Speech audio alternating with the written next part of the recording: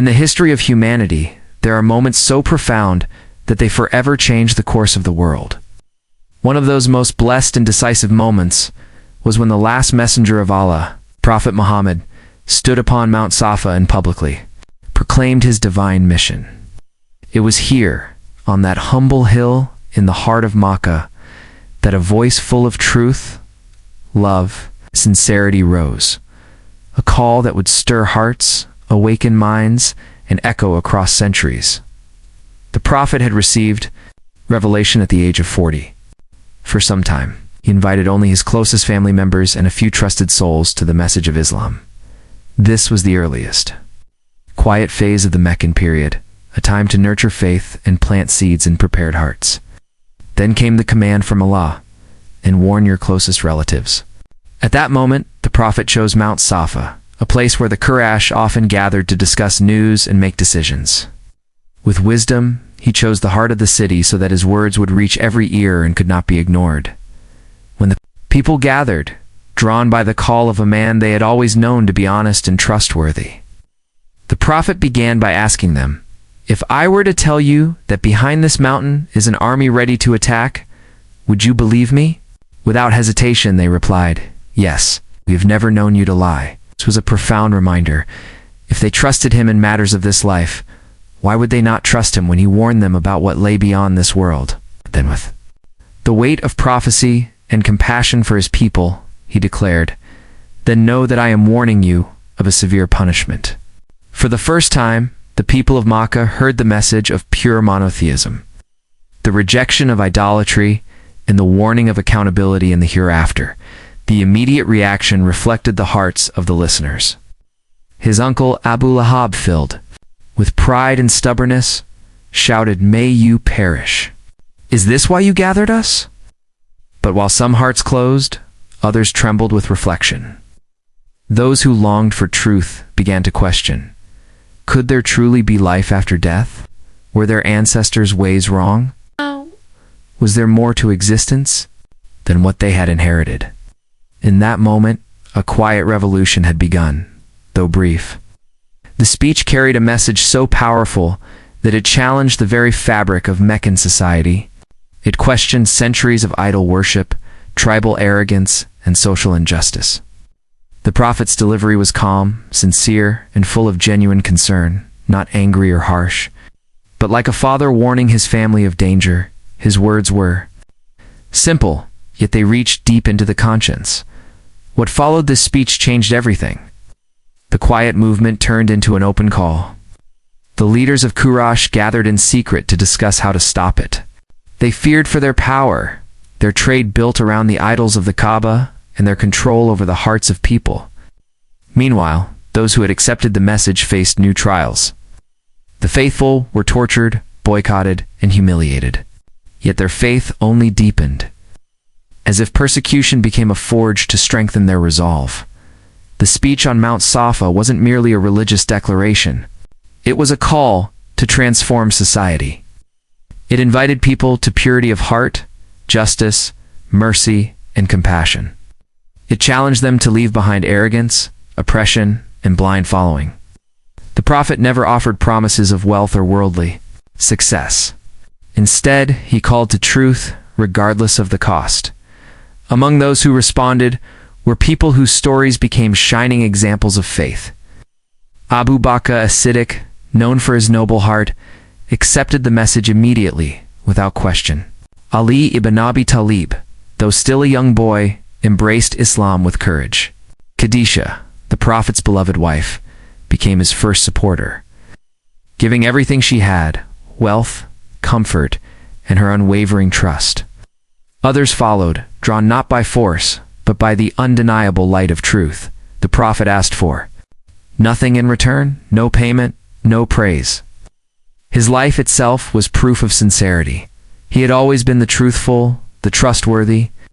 Even his enemies could not deny his honesty. He relied not on wealth, armies, or power, but solely on the strength of truth and character. As the message spread, persecution increased. Bilal ibn Rabah was dragged across burning sands, yet his lips held firmly to a had. referring to Allah alone. The Prophet comforted his companions, urging patience and faith in divine help. Despite Quraysh calling him a magician, a poet, or possessed, the message reached hearts that were open. The Prophet spoke, gently used, clear reasoning, and built on the trust people already had in him. His goal was never to conquer bodies, but to awaken hearts and free minds. This speech, though addressed first to the people of Makkah, carried a message meant for all times and all humanity. The Quran confirmed this universal mission. We have not sent you, except as a bringer of glad tidings and a warner to all mankind. It invited people to question, to reflect, and to live with purpose beyond the fleeting success of this life.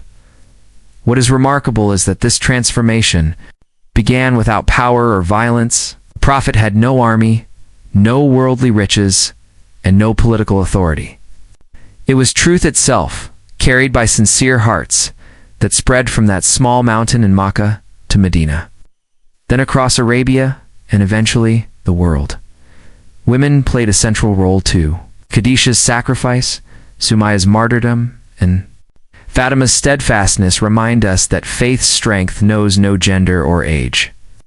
Young companions like Ali and Zubair stood bravely, showing that youth have always been the torchbearers of change. The Prophet's purpose was not merely to warn with fear, but to awaken with love. He wanted people to recognize the dignity of serving one God, to live lives rooted in justice and mercy, and to seek real success, not fleeting wealth or fame, but Allah's pleasure and eternal peace. From the first speech on Mount Safa came a movement that ended tribal arrogance, challenged oppression, and built a society where the rich and poor stood as equals before God. In just a few years, the same city that had once rejected him would open its gates to him with love. The idols fell, but hearts rose in faith. This message still speaks to us today. It teaches that real change starts with truth, spoken sincerely and kindly. It reminds us that numbers, power, and force matter less than honesty, compassion, and wisdom. It shows that real victory is not in defeating enemies, but in transforming hearts. The Prophet was the final messenger. No prophet would come after him. His words on that day were not only for the people before him, but for every generation to come. The Quran that guided him remains unchanged, preserved as a living miracle and a witness to that moment when one man stood alone on a mountain, speaking the truth that would change the world. From Mount Safa, the call of monotheism and compassion echoed across deserts and seas, across centuries and cultures.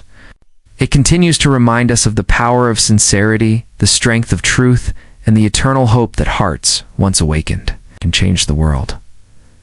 After the first call on Mount Safa, the words of the Prophet did not remain confined to the narrow valleys of Makkah. It traveled quietly, carried by hearts that had tasted truth. The companions, though few in number and often facing harsh persecution, became living messengers of that message. Their sincerity and sacrifice turned what began as a whisper into an unbreakable echo in Makkah. The opposition hardened. The Quraysh grew frustrated, trying everything to silence him: mockery, threats, torture of his followers, and offers of power and wealth if only he would stop preaching the oneness of God. Yet the Prophet remained firm. He refused every compromise, answering calmly that if they placed the sun in his right hand and the moon in his left, he would never abandon this call. His unwavering commitment was not born of stubbornness, but of mercy and deep love for humanity. He knew the truth he carried was greater than kingdoms and worth every hardship. Those who believed in him found their faith tested daily. Some were dragged across burning sands, others were imprisoned and starved. Yet, even as the chains tightened around them, their hearts felt freer than ever before. They had discovered purpose and unity under the call of La ilaha illallah, there is no God but Allah. The Prophet, too, faced pain, the loss of his beloved wife Khadijah, his protector and uncle Abu Talib, and the cold rejection of his own people. But rather than retreat into grief, he turned even more toward his mission. Seeking hope beyond Makkah, a turning point came with the migration to Medina. an event that forever changed Islamic history. This city, once called Yathrib, became illuminated by faith. People there welcomed him not as a conqueror, but as a trusted guide. They pledged to protect him and to stand by his side. In Medina, the Prophet laid the foundation of a society rooted in justice, compassion, and mutual respect. He united warring tribes who had lived in generations of blood feuds, turning their hatred into brotherhood. The Prophet built the mosque not just as a place of prayer, but as the heart of the community. It became a place where rich and poor stood shoulder to shoulder, where decisions were made with consultation, where the ties of faith transcended the bonds of blood and tribe. He established the Constitution of Medina, a groundbreaking document that gave rights and responsibilities to Muslims and non-Muslims alike, making justice a shared value rather than a privilege. Yet even in Medina, the trials did not end. Enemies from Makkah still plotted to crush this new faith. Battles were fought, sometimes against overwhelming odds. But in every confrontation, the Prophet showed what it meant to stand firm without, letting bitterness poison the heart. In victory, he forgave. In loss, he turned to Allah with deeper humility. Throughout these years, the Prophet never lost sight of his first message on Mount Safa, a call to worship the one God, to live with honesty and to care for others. He never built palaces or hoarded wealth. His home remained simple, his clothes plain, and his nights were spent in prayer, his forehead resting on the ground, whispering prayers for his people, even those who had hurt him. The Prophet taught that true power is not in force, but in patience, not in conquering lands, but in conquering hearts. His character became the living Quran: kindness to the poor, respect for women, forgiveness for enemies, and compassion for children and animals alike. Even the harshest critics were often moved by his gentle manners and sincerity. As the message spread beyond Arabia, kings and emperors heard of a man who spoke of justice and mercy, who freed slaves and lifted the status of women, who taught that all humans are equal before God. The power of this message lay not in swords, but in the transformation it brought to hearts and societies. In Makkah, where it had all begun, the day finally came when the Prophet returned, not as a warlord seeking revenge, but as a humble servant of God.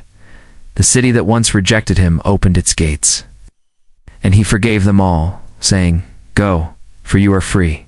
This moment captured the very essence of his mission: to heal rather than to harm, to guide rather than to destroy. The idols that had stood for centuries around the Kaaba were removed, but the hearts of the people were cleansed of falsehood, which was the greater victory. The Prophet reminded everyone that honor comes from piety, not lineage or wealth. In his final sermon, he summarized what he had preached from that very first call on Mount Safa: the sanctity of life, equality of all humans, the rights of women, and the responsibility to be just. He told his followers to hold firmly to the Quran and his example, for no prophet would come after him, and this message was complete. This message is timeless. It teaches us that change begins not with anger or force, but with sincerity and truth. It shows that the strongest fortress is built in hearts, and the greatest revolution is a moral one. It reminds us that mercy is not weakness, and that true leadership is service. The first speech of the Prophet was brief in words, but infinite in its reach. It lit a candle that continues to shine across centuries and continents. From the sands of Arabia to every corner of the world, its light still guides those who seek meaning beyond themselves. Today, as we face new challenges and old injustices, the lesson remains: speak the truth, stand firm, and do so with love. The Prophet stood alone on Mount Safa, yet he never truly stood alone. For he stood with the truth, and the truth has a power that outlives empires. His call was not only for Arabs, or only for his own time, but for every human heart willing to listen.